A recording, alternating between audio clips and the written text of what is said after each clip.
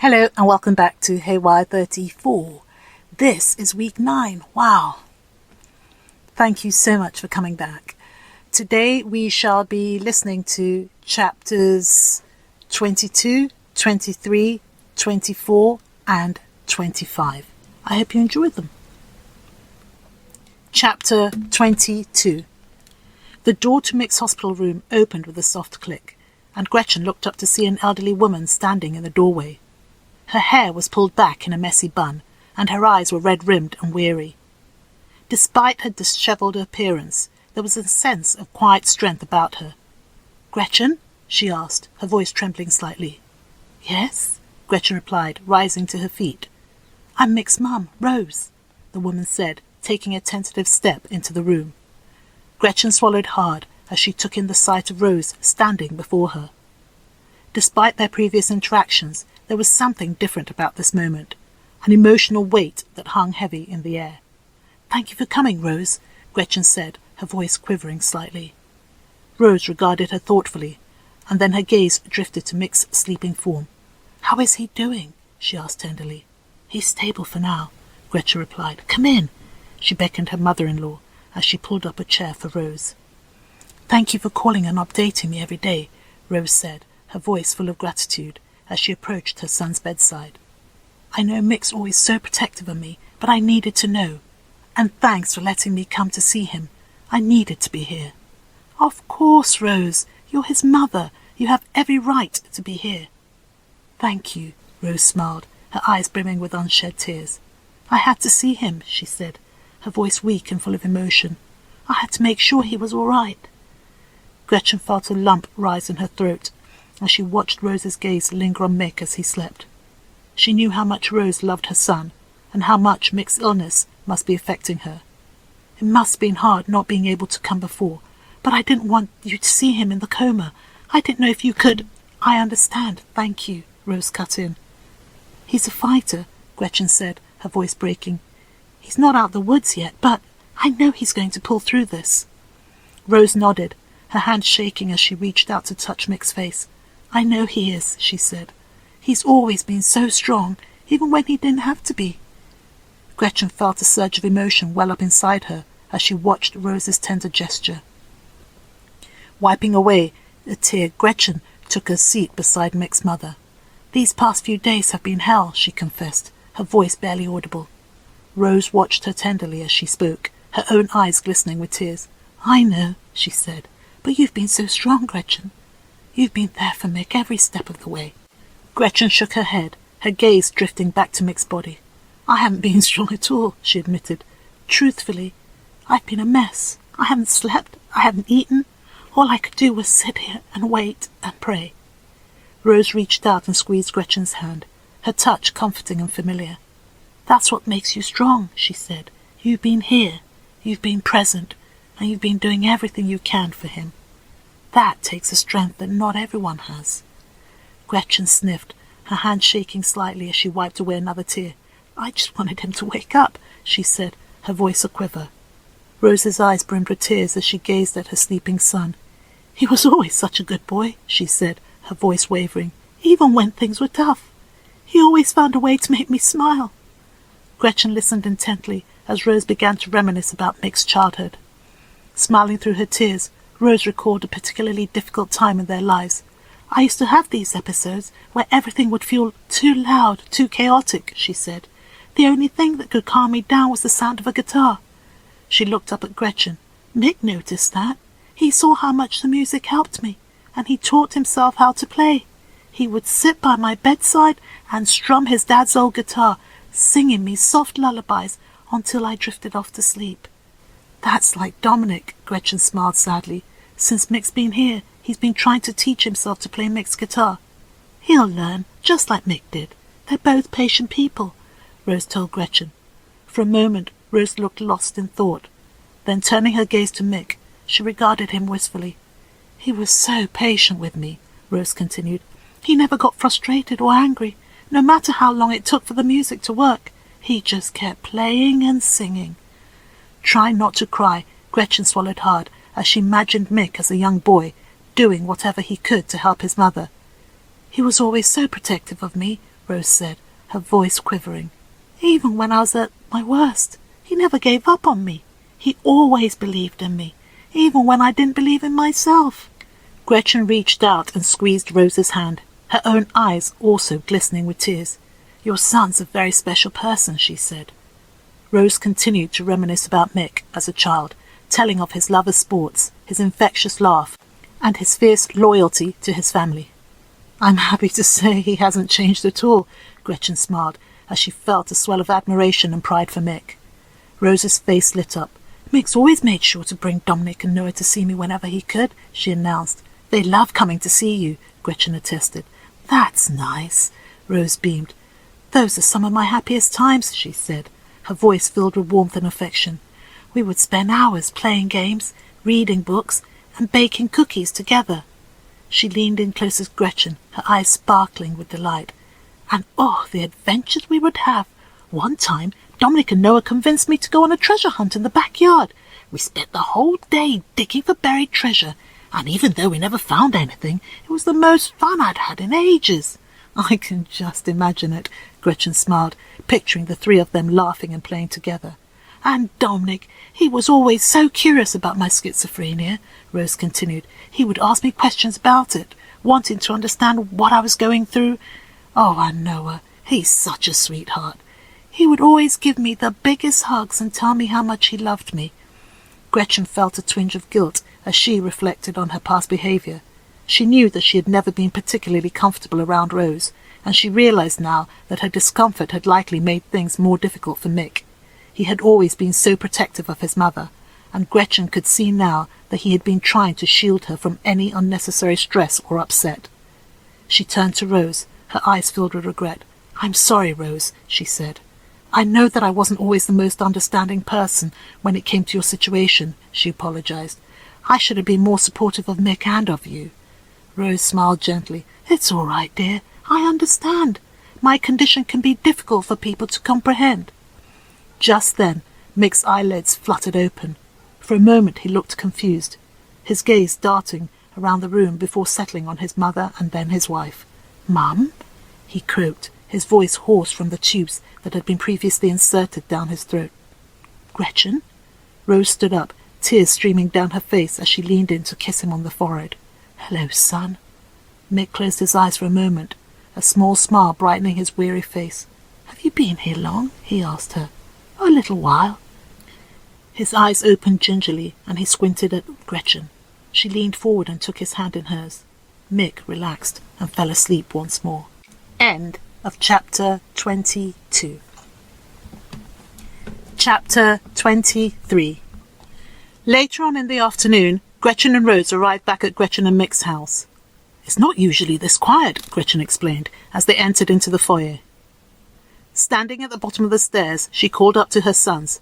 Dominic, Noah, I have a surprise for you. But there was no response. They're supposed to be in, she explained, her brows furrowing. Auntie Bimbo? But there was no response from her either.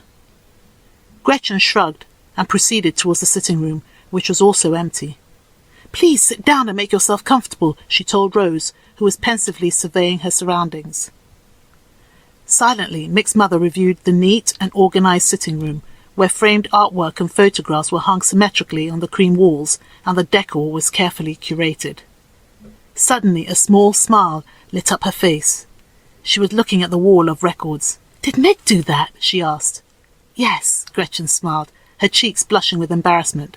Mick's going to be head of the redecoration when he's better, she said, as if in excuse for the lack of Mick in the current decor of the house. You have lovely taste, Rose complimented. But soulless, Gretchen added. No, her mother-in-law disagreed. You have a lovely home. Would you like to see the kitchen? Gretchen proffered. I'd love to, if that's okay with you. Rose accepted cautiously. Of course, this is Mick's home, your home. Thank you. The kitchen is the heart of the home.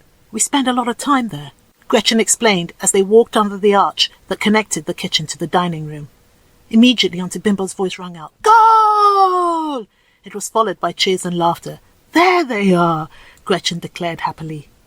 Dominic and Noah spotted their mother at the same time. Mummy! They cried, running into the kitchen by the open back door. As they embraced their mother, Dominic caught sight of his grandmother. who had paused at the interconnecting door. His eyes widened in disbelief. "Granny Petal!" he shouted and ran to her. "Granny Petal?" Gretchen wondered aloud. She'd never heard her sons refer to Rose as that. "Yes," Dominic nodded. "Daddy calls her Petal because she's beautiful and delicate. So she's Granny Petal." "I like that," Noah smiled. "I'll call you Granny Petal too," he confirmed, and hugged Rose tightly. Gretchen cast a concerned glance at Dominic. Since Mick's hospitalization, he'd been trying to embody his father by doing things as Mick would. This worried Gretchen, but she removed the thought from her mind. "Daddy's awake!" Gretchen announced, just as Auntie Bimbo was wheezing her way into the kitchen. "Yay!" the boys shouted with joy and began dancing around their mother and grandmother. Looking heavenward, Auntie Bimbo made the sign of the cross and whispered, "Thank you, Jesus." "It worked! It worked!" the twins celebrated. "Our rosaries worked, Granny Petal," Noah explained. "We prayed every day with Auntie Bimbo for Daddy to get better. It worked!" Dominic repeated as he hugged Auntie Bimbo, who had tears of joy streaming down her cheeks. He ran to his mother and buried his face in her t-shirt. "It worked!" he sobbed, his pent-up anxiety of the past few days pouring out through his tears. "It worked!" Picking him up, Gretchen held him tightly. "Yes, it worked, darling. Jesus heard all our prayers," and she too began to cry with joy. The emotional jubilation of the twins broke the women's resolve. Within seconds, all three of them were crying joyfully as they hugged each other. Mick's life hung in the balance, but today marked a giant step in his recovery. Not only was he conscious and awake, his CRP infection marker was on a downward trajectory. As their elation sobered, Noah remembered. "Mummy, you promised we could see Daddy when he woke up." "And you shall." "When?" Dominic demanded. "Today?" "No, not today. He needs to build his strength up so that our germs don't make him sick again." "So when?" "Friday, I promise," Gretchen confirmed, to the delight of her sons. "I'll drive all 5 of us." She turned to Rose. "Is that okay with you?" "I would love that," Rose accepted. End of chapter 23. Chapter 24. As Gretchen entered Mick's room with the boys, the sterile smell of the hospital filled their nostrils. The steady beeping of the heart monitor echoed in the otherwise silent room, providing a rhythmic backdrop to the scene. The wires and tubes that snaked from Mick's body to various machines were still connected, and his face looked pale and still against the crisp white sheets of the hospital bed. Noah and Dominic's eyes widened as they took in the sight of their father, their small hands clutching Gretchen's tightly. "Is he okay, Mummy?" Noah asked, beginning to sniffle. "Yes, he's just sleeping," Gretchen assured him. "But what are all those wires?" Dominic quizzed, rooted to the spot and clearly afraid to advance. "It's okay," Gretchen assured him with a gentle squeeze of his hand. She too found it difficult, seeing Mick connected to all those wires, but steeling herself, Gretchen addressed her son's discomfort. "Remember how I told you that Daddy needs a lot of help getting better?" Gretchen said, kneeling down so she was eye level with the boys. "All those wires and machines are helping him get stronger." Dominic nodded slowly, his gaze still fixed on his father. Noah sniffled, wiping his eyes and nose on his sleeve. Gretchen led the boys closer to Mick's bedside, while Auntie Bimbo and Rose followed closely behind. Despite Gretchen's reassuring words, the boys still looked uncertain, their eyes wide as they assessed their father surrounded by medical equipment. Gretchen's gaze lingered on Mick's face, searching for any signs of movement or recognition. The boys shuffled closer to the bed, their eyes locked on their father as they waited for him to wake up. "He's breathing!" Dominic suddenly announced with relief, as he noticed Mick's chest rise and fall with each shallow breath. "Yes, he's just sleeping," Gretchen confirmed. "Can we touch him?" Noah asked, his small voice uncertain. "Of course you can," Gretchen replied, gently guiding Noah's hand to rest on Mick's arm. "He would love to know that you're here." Dominic watched his brother hesitantly before reaching out to touch Mick's hand. "Daddy?" he said tentatively, his voice trembling. "We're here, Daddy." Mick's eyelids fluttered open at the sound of his son's voice, and a weak smile spread across his face. "Hey there, little man," he croaked, his voice barely audible. The boys' faces lit up with relief and joy as they realized their father was awake. "Daddy!" they exclaimed in unison, throwing their arms around him, ensuring that they did not dislodge any of the wires and medical equipment. Mick's eyes scanned the room, his gaze resting briefly on each person, before finally coming to rest on Gretchen. His face broke into a weak smile. "Thank you," he mouthed silently to Gretchen. She nodded, her eyes filling with tears. "I couldn't stop them," Gretchen whispered playfully. "We wanted to come before," Noah told his father, "but we didn't want to bring in germs." Mick laughed silently, his gaze shifting to his mother, who stood at the foot of the bed, her eyes scrutinizing him. "Hello, Petal," he whispered, their eyes locking as they shared a silent moment of understanding. Auntie Bimbo stepped forward, placing a comforting hand on Rose's shoulder. "Granny Petal has been telling us stories about you," she said gently. "Yes," Dominic corroborated. "She showed us pictures of your Holy Communion. And Mummy said we can start our Holy Communion classes when they start after summer," Noah informed his father. Mick looked confused. "How long have I been here?" he asked.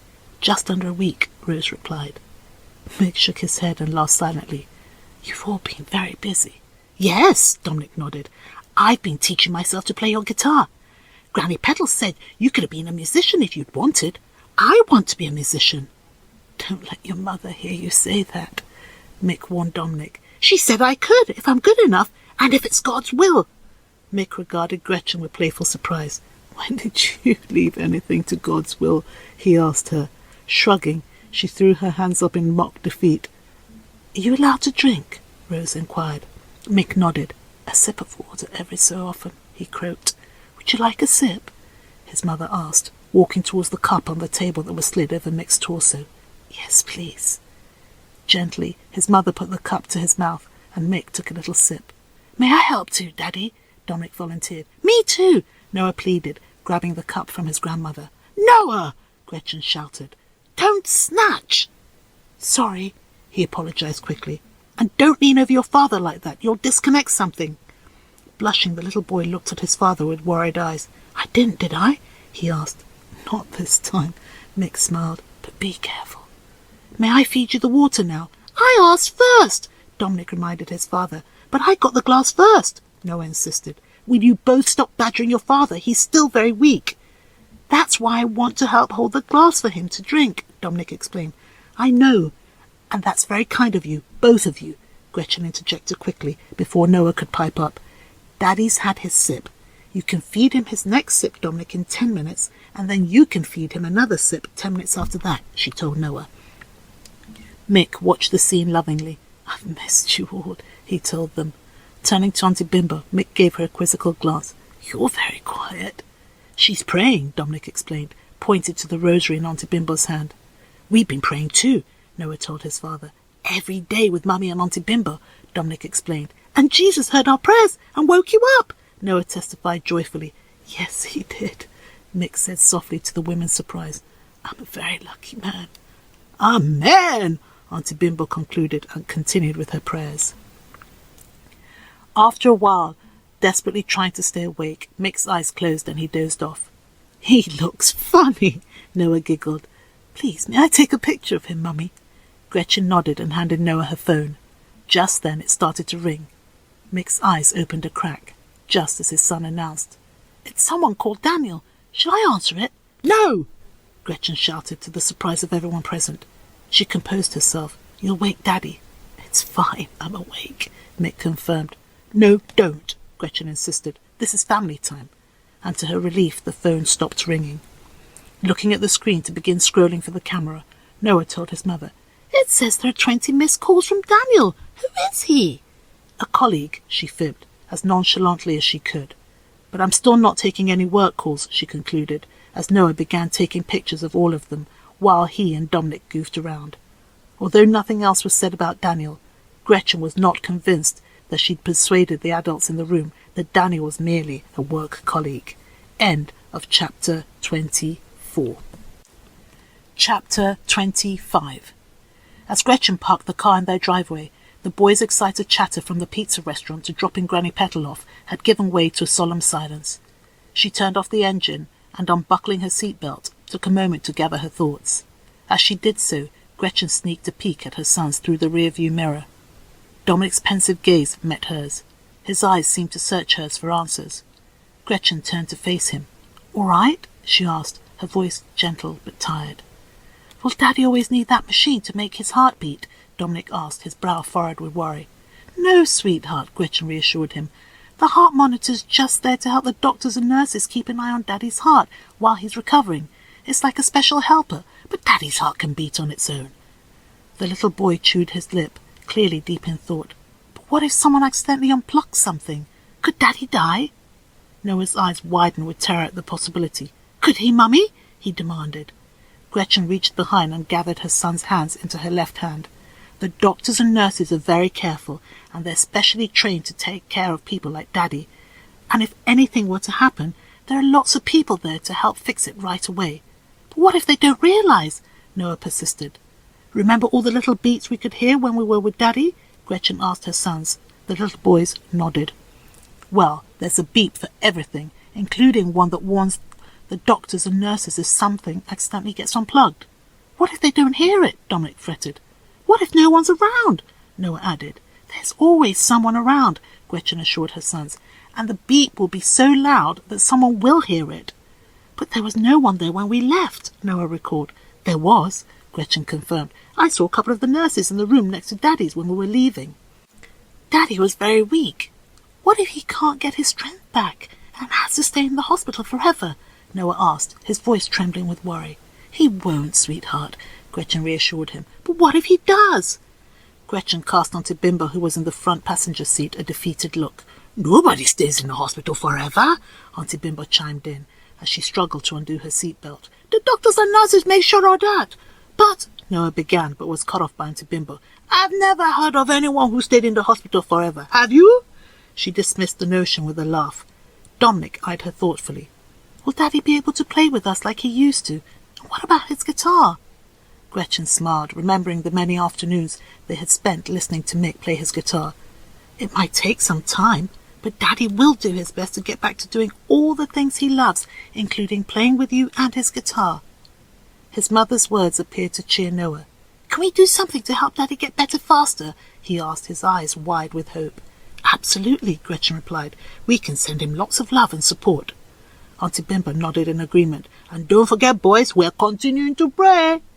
The boys nodded, their expressions still troubled but somewhat reassured by Gretchen and Auntie Bimbo's words. Gretchen opened the car door and ushered her sons out of the car. Let's go inside and get ready for bed, she said, leading them towards the house. Settling her sons in to bed for the night, Gretchen assured them that it's completely normal to feel worried or scared about what's happening, but I want you to know that Daddy's in the best possible hands and he's doing everything he can to get better and come home to us. Later that evening, as Gretchen and Auntie Bimbo were unwinding with a bottle of wine, Gretchen's phone began to ring. It was Penny. She took the call. Penny, she said. You sound knackered, her friend noted. I am. I'm shattered, and it's high time I was in bed. Sorry to call so late, but it was a bad pain day today. You get some sleep, and I'll call you in the morning. No, we need to talk now, Pen. Is everything okay? Yes and no. What's up? Hold on. Gretchen told Penny, and then turning to Auntie Bimbo, who was happily humming to herself, she said, I'm going to head off to bed now, Auntie B. Okay, dear, Auntie Bimbo replied, patting Gretchen on the arm as she headed out of the sitting room on her way upstairs. Once upstairs, and on her way to her bedroom, Gretchen peeped into the boys' room. They were fast asleep. She continued on to her room, where, on entering, she activated her sleep playlist on Alexa and put the call on hands-free. Slumping into the armchair, she placed her phone on top of one of the books on the side table beside the chair. You still there? She asked Penny, who had remained silent throughout. Yep, what's up? I think I have a problem. What sort? Daniel. Daniel? Penny asked, surprised. Is he still on the scene? No, Gretchen replied. So what's the problem? I think he's got mental health issues. Haven't we all? Penny quipped. Seriously, Penny, Gretchen replied. I think he's a potential stalker. Why? What makes you think that? As you know, when Mick fell ill, I cut off all contact with him. Yes, I remember. Since then, he won't stop calling. I've had over 50 missed calls from him today alone. 50? Over 50, Penny. Has he got a job? Yes, he owns a patisserie in Battersea. So how the hell does he find the time to make all these calls? And there are texts too, Penny. Saying what? That nobody uses him and tosses him aside like this and gets away with it. Uses him? How did you use him? I don't know, Pen. The man's delusional. Why don't you block his number? I thought of that, but I don't want to make him angrier than he already is. So what if he gets angry? Some stalkers kill people, Penny, Gretchen said nervously.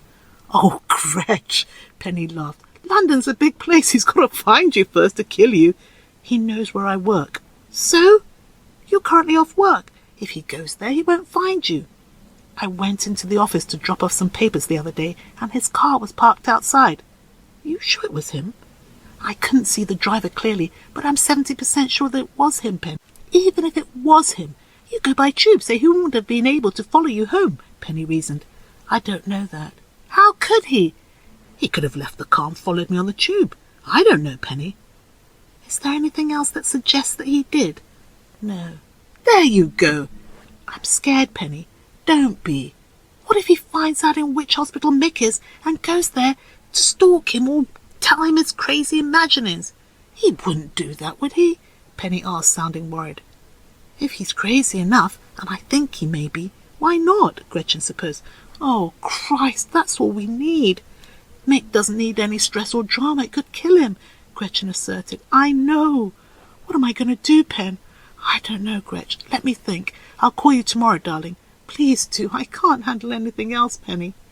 End of chapter 25. Poor Noah and Dominic.